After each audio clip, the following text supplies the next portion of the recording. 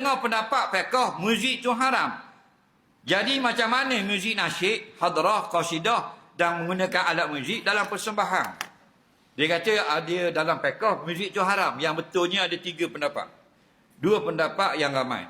Pendapat yang pertama, semua muzik haram belaka. Jadi ada asatizah, tutup guru yang pakai pendapat itu terserah kepada dia. Itu juga pandangan fuqaha. Ada fuqaha berpendapat gitu. Semua muzik haram belaka. Okey. Pendapat yang kedua, semua muzik tidak haram. Tidak ada nas yang sahih yang mengharamkannya. Ini juga pendapat ulama.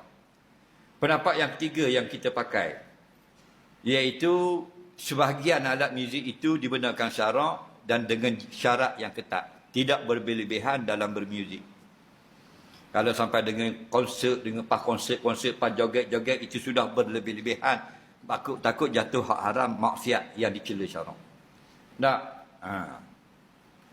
Jadi, ada dalam bab alat, ada yang mengharamkan alat bertali. Ada yang mengatakan makruh saja. Ada yang mengatakan setengah gendang harus pada syarak, setengah gendang tidak harus pada syarak. Kalau gendang itu tidak digunakan oleh kafir dalam percayaan agama, harus pada syarak. Kalau gendang itu digunakan oleh kafir dalam perayaan agama, haram pada syarak. Sampai gitu perincian ulama. Tak?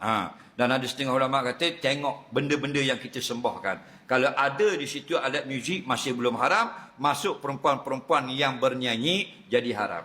Yang disebut dalam hadis dalam kitab Nailul Autar, yu'zafu ala rusin bil ma'azih wal mughanniyat, akhir zaman umat aku ramai yang lalai, muzik itu ada perempuan bernyanyi.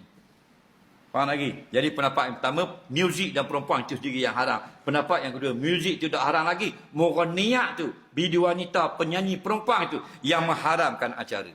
Jadi benda ni ada khilaf. Jadi siapa yang masih dalam arena muzik, yang ni sedikit-sedikit ambil satu pandangan Imam Syafi'i, berlebih-lebihan, melampau-lampau dalam muzik itu boleh mematikan hati.